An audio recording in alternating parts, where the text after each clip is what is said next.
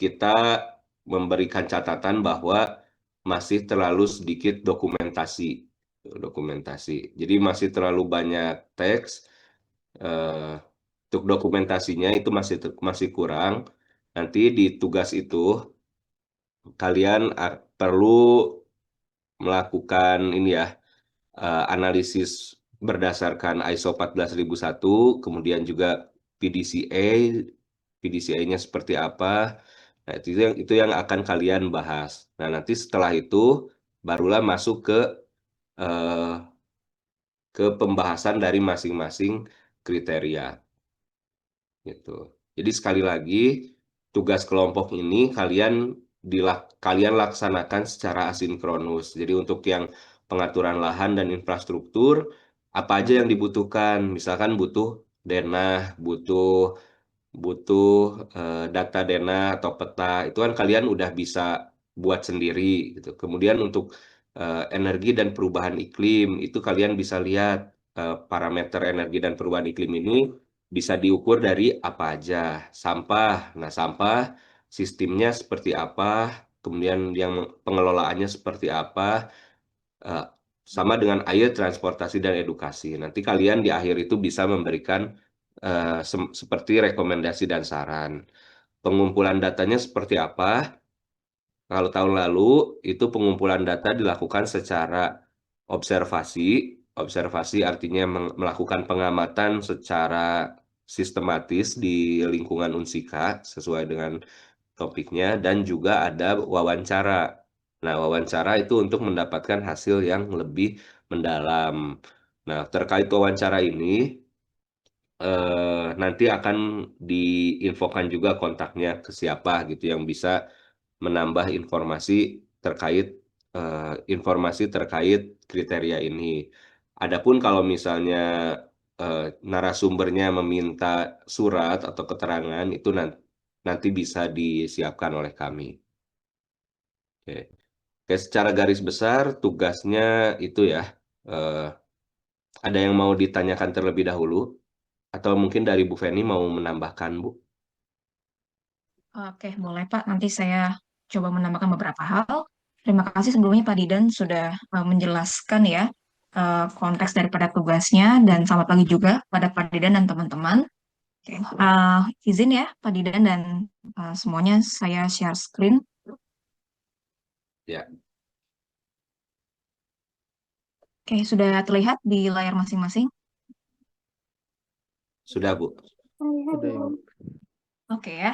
Tadi Pak Didan sudah menjelaskan beberapa hal gitu ya. Nah, di sini saya akan menambahkan penjelasan khususnya mengenai teknis pengerjaan tugas serta substansi daripada laporan tugasnya nanti ya, tugas SML di semester ini. Oke, untuk pengerjaan tugas proyek ini ya, tentu tadi sudah disampaikan dan sudah disiapkan juga bahwa teman-teman akan mengerjakannya secara berkelompok. Jadi seperti sebagaimana kelompok biasanya ya, tolong tunjuk satu orang sebagai ketuanya untuk bisa mengkoordinir, kemudian sisanya adalah anggota daripada kelompok itu, gitu ya. Lalu teman-teman akan diberikan waktu selama 5 minggu ya, jadi 1 bulan lebih untuk mengerjakan proyek ini, di mana setelah pengerjaan proyek selama 5 minggu tersebut akan dipresentasikan hasilnya ya, itu dijadwalkan pada minggu awal Juni gitu ya. Jadi start pengerjaan proyeknya bisa dimulai pada minggu depan ya, minggu minggu akhir April. Seperti itu. Nah, tadi disampaikan bahwa selama proses pengerjaan proyek tersebut 5 minggu, kita tidak akan ada pembelajaran secara teori gitu ya di kelas seperti biasanya, namun disediakan kesempatan untuk asistensi ya teman-teman per kelompok, di mana saat asistensi ini kami mengharapkan teman-teman membawa progres gitu ya. Jadi kalau tidak ada progres, lebih baik tidak usah asistensi ya, karena kan nggak ada yang didiskusikan gitu ya. Nah, mulai dari asistensi ini tadi sudah disampaikan juga bahwa bisa dilakukan ya, dibuat janji oleh masing-masing dosen pengampu ya, kelas A ya, kelompok kelas A bisa ke saya, kemudian kelompok kelas B bisa ke Pak Didan gitu ya. Dan silakan nanti dibuat janji, kemudian didiskusikan di mana atau akan kapan melakukan asistensi gitu ya. Kalau saya pribadi sih prefernya asistensinya untuk kelas A itu barengan aja ya, setiap kelas ya. Sebentar, saya ada itu loh.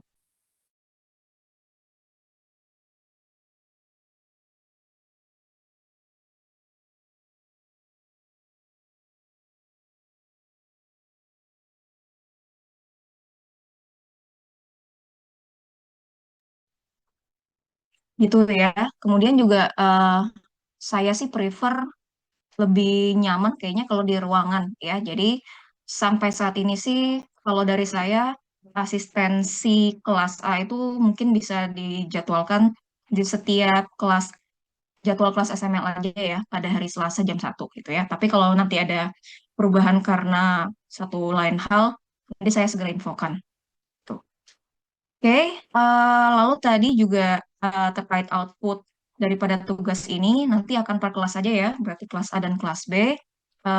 Silakan disiapkan, tapi untuk presentasi tetap per kelompok gitu ya. Maksud daripada per kelas itu untuk laporannya ya, nanti disiapkan laporannya cukup soft file saja. Kemudian untuk contoh laporannya tadi yang sudah di-share oleh Pak Didan itu lebih lengkapnya teman-teman bisa melihatnya di GCR ya yang sudah saya bagikan kemarin. Seperti itu untuk teknis pengerjaan. Selanjutnya mengenai eh, topik ya dan substansi daripada laporan proyek ini. Oke, jadi proyek ini pada dasarnya goals-nya adalah seakan-akan teman-teman memberikan usulan gitu ya atau memberikan saran ya terkait rencana implementasi SML di lingkungan Unsika ya berdasarkan topik yang sudah diberikan pada masing-masing kelompok. Misalnya untuk yang kelompok pengelolaan sampah berarti implementasi SML dari segi atau dari sudut pandang pengelolaan sampahnya seperti itu gitu ya. Nah, oleh karena itu, seperti teori SML yang sudah diajarkan di kelas, dalam presentasi dan dalam laporannya itu harus mencakup siklus SML yaitu PDCA, itu ya. Ada plan, ada do, ada check, ada actionnya. Itu harus yang menjadi utama pada laporan. Nah, sebelum masuk ke utamanya, isi-isi daripada PDCA tadi, tolong nanti di laporannya juga disampaikan ya terlebih dahulu profil daripada instansi yang ingin kita diskusikan atau bahas, yaitu Unsika itu sendiri, gitu ya. Jadi ada profil instansi, kemudian baru isinya, yaitu PDCA, di mana dimulai dari plan ya, perencanaan ya. Tentu dalam plan itu secara keseluruhan isinya seperti yang ada di di poin-poin pada layar ini ya. Ada kebijakan lingkungan, ada sasaran gitu ya, ada dasar hukum yang digunakan, ada siapa saja pihak yang berkepentingan dan apa perannya, kemudian penentuan isu internal dan eksternal, aspek dan dampak, serta risiko dan peluang gitu ya. Nah, bercermin juga dari yang sudah dilakukan oleh kelas SML sebelumnya bahwa saya dan Pak Didan melihat agak minim ya dari segi dokumentasi dan maupun dari segi data gitu ya, khususnya data yang sifatnya teknik atau data kuantitatif ya terutama ya. Nah, oleh karena itu kami mengharapkan pada proyek di SML ini teman-teman juga bisa memperkaya gitu ya pengambilan datanya ya. Kemudian juga datanya bisa kuantitatif ya terutama ataupun bila dirasa selain kuantitatif seperti kualitatif itu bisa disampaikan juga. Nah, itu bisa nanti dicantumkan dalam bagian plan ini gitu ya.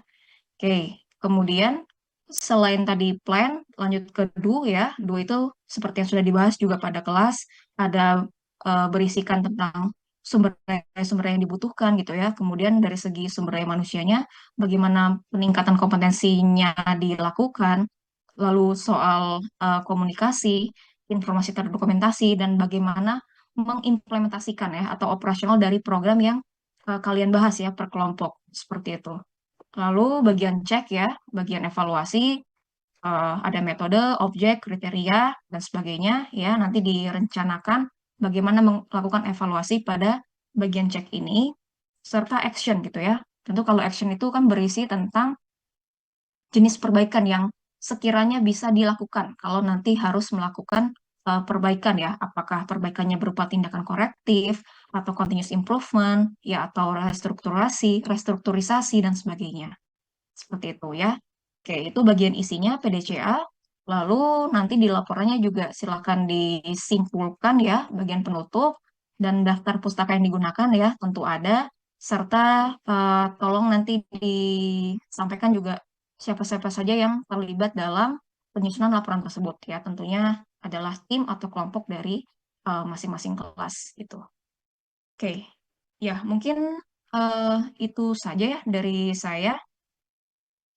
Apakah ada pertanyaan terlebih dahulu, baik dari teman-teman kelas A, kelas B?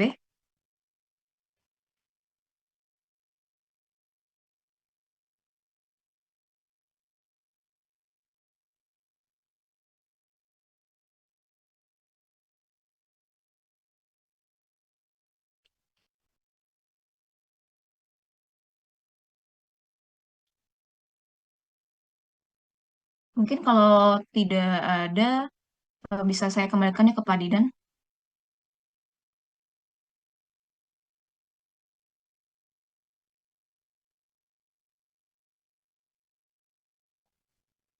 Oh ya, Dias, kenapa?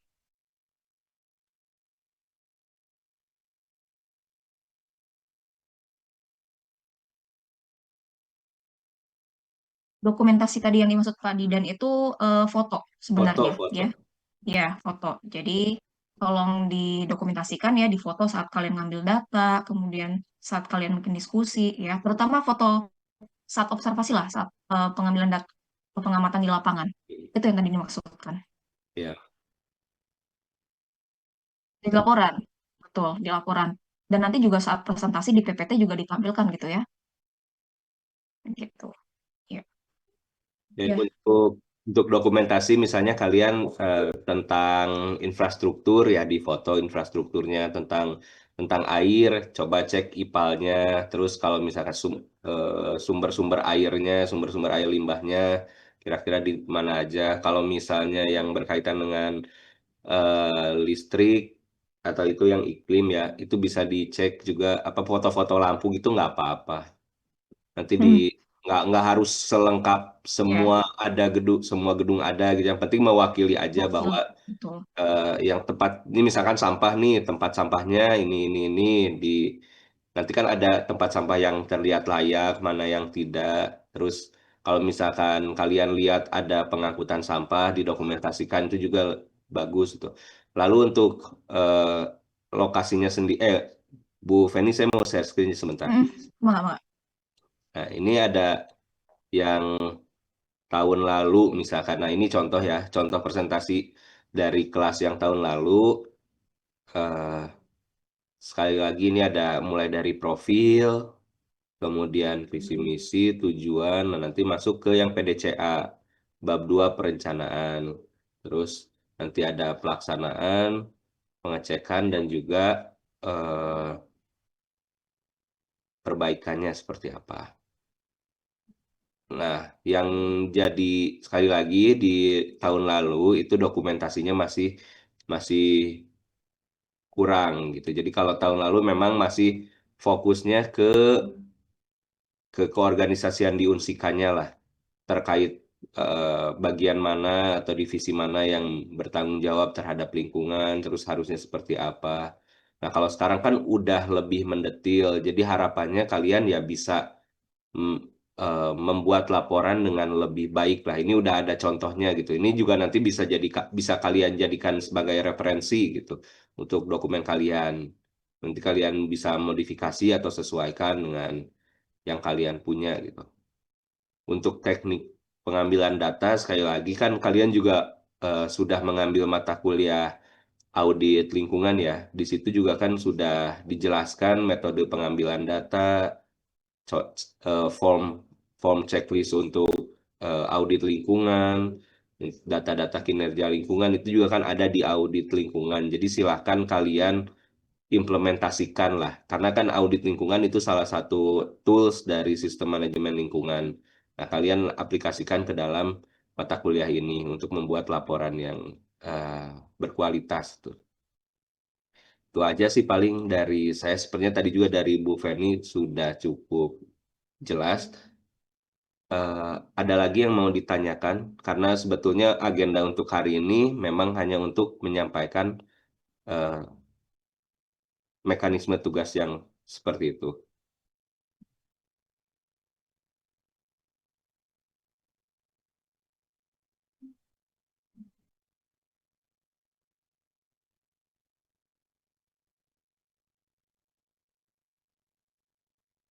Oke, jika tidak ada pertanyaan lagi, berarti bisa kami anggap sudah paham. Tapi kalau misalkan masih ada pertanyaan, silahkan ditanyakan di grup. Sekali lagi untuk asistensi, itu memang udah ada jadwal kuliah SML ya, tapi alangkah lebih baiknya jika konfirmasi dulu untuk waktu dan tempatnya. Itu saja mungkin yang bisa kami sampaikan untuk pertemuan hari ini. Terima kasih banyak atas perhatiannya. Jadi untuk tugas, dengan berakhirnya kelas ini bukan berarti dengan berakhirnya Zoom ini bukan berarti kelasnya udah selesai. Jadi silahkan kalian berdiskusi secara masing-masing kelompok, baik lewat WhatsApp, Zoom atau apapun, ataupun yang mau ketemu nanti seperti apa. Jangan lupa untuk setiap pengerjaan, untuk setiap diskusi, untuk didokumentasikan. Misalkan kelompok kalian ada Zoom meeting, dokumentasikan. Kelompok kalian ada observasi, dokumentasikan. Ada wawancara, dokumentasikan. Dan jangan lupa untuk setiap kegiatan juga harus terdokumentasi tanggalnya kapan, waktunya kapan, nama narasumbernya siapa. Seperti itu ya. Jadi itu memang sudah standar gitu. Nanti kalian ke depannya ketika melakukan atau mungkin ada yang bekerja di sektor HSE ataupun di bagian K3 itu pasti akan terbiasa dengan hal-hal seperti ini, mencatat berbagai kriteria dari lingkungan ya, lingkungan yang ada di perusahaan. Tapi kita mulai dari instansi kita terlebih dahulu. Oke, itu saja mungkin yang bisa kami sampaikan. Terima kasih banyak atas perhatiannya. Wassalamualaikum warahmatullahi wabarakatuh.